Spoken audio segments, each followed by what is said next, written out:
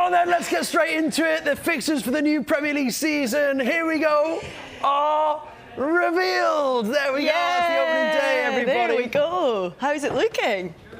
Who can you spot? Well, there we go. Let's take it all in. Pick your team out. Who have you got on the opening day of the season? We've got them all here. Let's go through them, shall we? Yeah, it all kicks off with Friday night football. It is Crystal Palace live on Sky against Arsenal. Last season, Arsenal had to travel to Brentford on the opening day of Friday, and they lost. So Arsenal, you know, a big challenge for you on the opening day. Yep, Bournemouth, newly promoted, of course, from the Championship. They start their season at home to Aston Villa. Scott Park will be delighted. You want to start with a home game, don't you? Your first game back in the Premier League. How about this one? A little reunion for Frank Lampard. Wow. His Everton side taking on Chelsea at home. The Frank Lampard derby, opening day at Goodison Park, and we'll be getting Kevin Campbell's thoughts on that one. But Everton will be looking to have a much better season than last season, but that is a tough start. First game for Todd Bowley's ownership as well. Absolutely. And talking of tough starts, how about this for newly promoted Fulham? They're at home though, but they are up against Jurgen Klopp's Liverpool side. Do you know what though? Fans will be buzzing about that. Fulham fans, they'll be like, opening day, Liverpool home. You know, seeing all those quality players, Darwin Núñez and so on, incredible. Yep, Leeds secured their Premier League status. Of course, they take on Wolves on the opening day. I think Jesse Marsh will be happy with that one as well. A home game. They want to be keeping away from the relegation zone. A home game against Wolves, which they would hope to get something from. Yep, Leicester against Brentford. That's also opening day fixture. And then Pete, how about this one? Newcastle against Nottingham Forest. Back in the Premier League. A huge, huge fixture. That always a tough game because look how well Nottingham Forest have done, you know, under Steve Cooper and that incredible run that they've been on. You know, similarly, Newcastle and Eddie Howe have been on an incredible run in the Premier League, so that is a cracking-looking fixture. I can't wait to speak to Kevin Campbell, get his thoughts on that one as well. Yeah, lots of Tottenham fans wondering if Spurs are going to be challenging for the title this season. Well, they begin with a home game against Southampton. They made a great start in the transfer window, Spurs as well. Added some real quality, haven't they? In Southampton, again, one of those teams. They often start well, actually, and tend to fall away in the second half of the season, so could be a tough opening game for Antonio Conte. Yeah, Manchester United hit a bit of a low in that game against Brighton. Well, they'll have the chance to avenge that, I guess. Under new boss Erik Ten Hag, the new era begins at Old Trafford.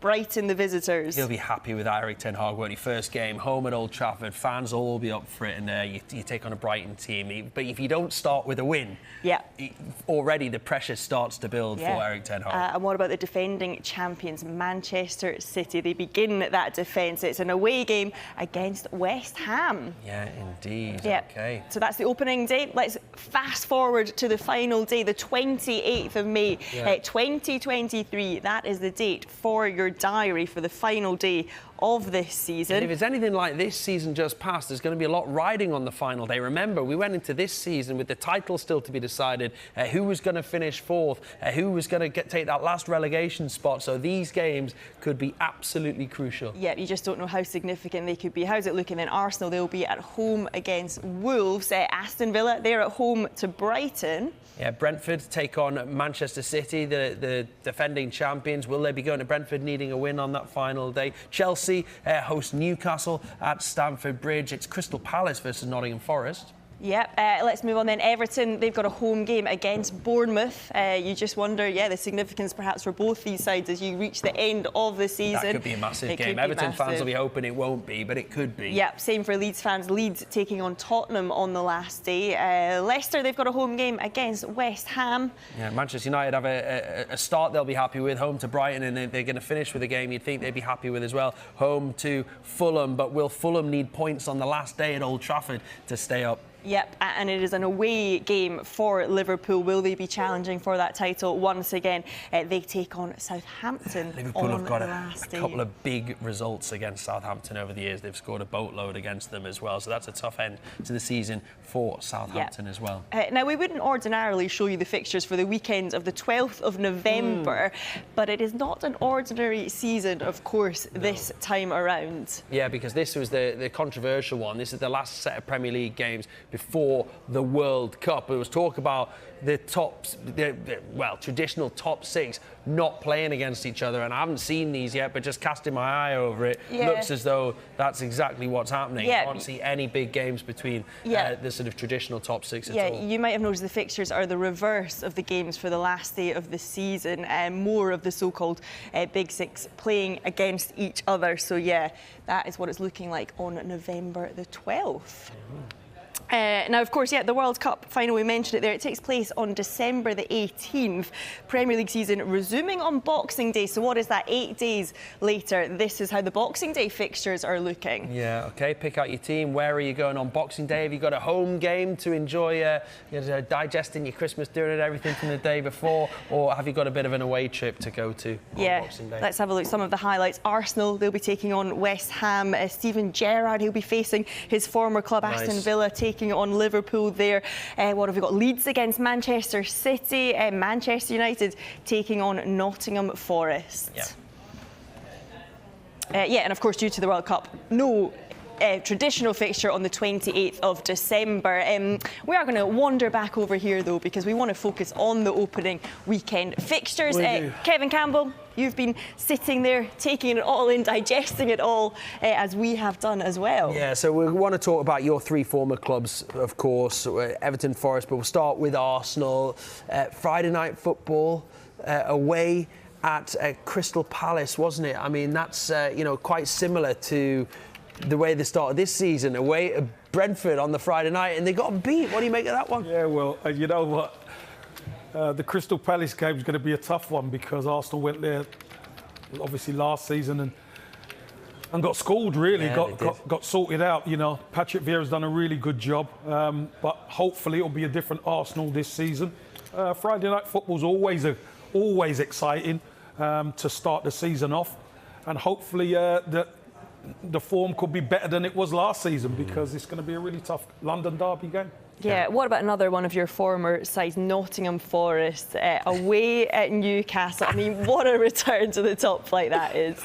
I'm sure Mr. Dore and the boys and the crew are going to be buzzing about this one. I think that's one of the clubs that they miss going to is Newcastle. And, it becomes real. It becomes reality for a lot of Nottingham Forest fans. I was on social media before coming on, and they were so excited to know where they're going. So to be going to Newcastle on the opening weekend, I think it's going to be a really big shot in the arm for them. Yeah, it'd be rocking up at St James's Park as well. It has been ever since the takeover. It'll be a huge atmosphere, and I think for the Forest fans and the Forest players, they really get a sort of, well, we're in the Premier League now sort of atmosphere on that day. Without a shadow of a doubt, I think what Steve Cooper's done at Nottingham Forest has been nothing short of remarkable.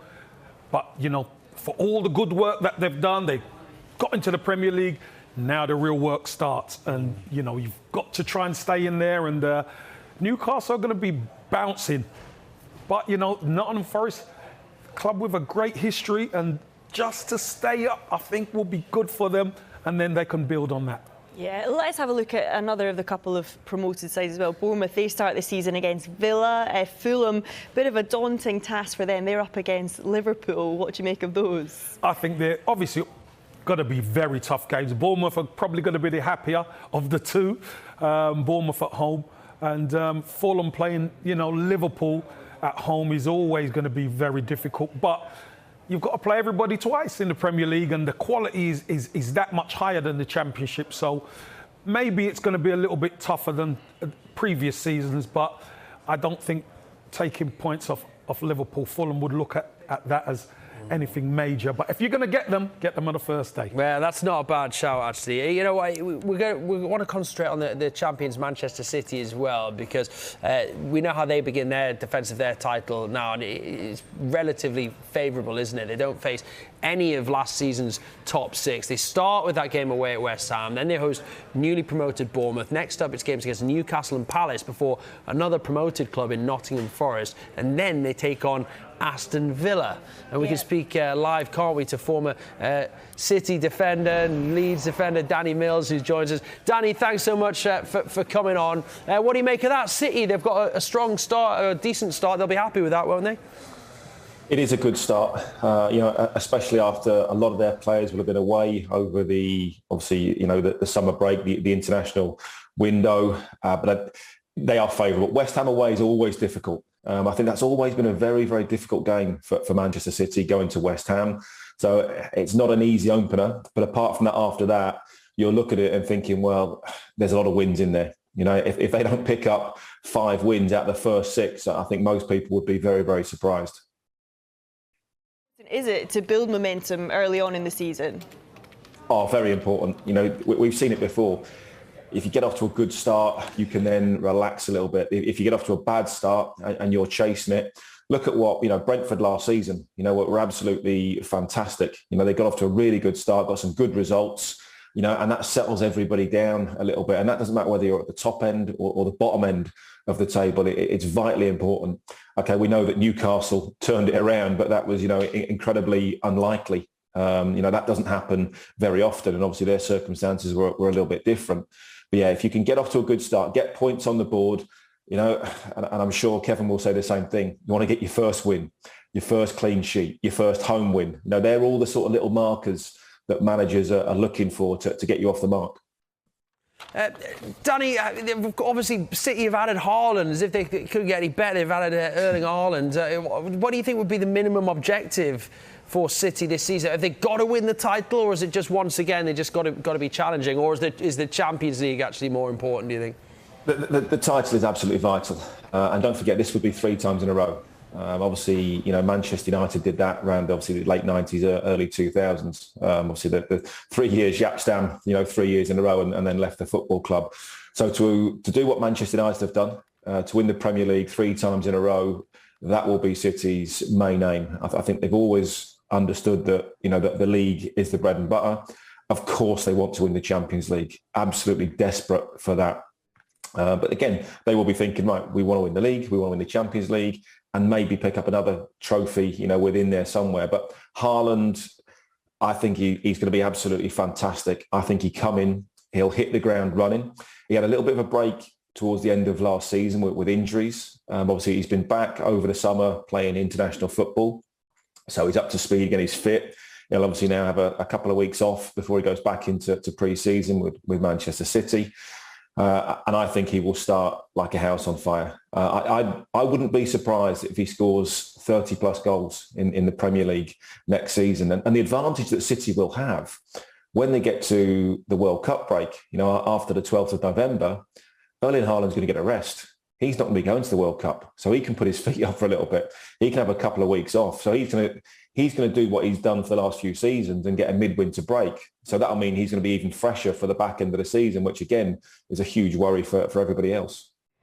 Yeah, and of course they've been linked with Calvin Phillips as well. Danny, how are you going to answer this one? I know. Well, do you know what? I think, would it be a great move for Calvin Phillips? Of course it would, because it means he'll suddenly be challenging for trophies. Undoubtedly, the financial package would be huge. But I spoke yesterday. If he goes to Manchester City, he does not walk into that first team. I think he goes into that team as a squad player.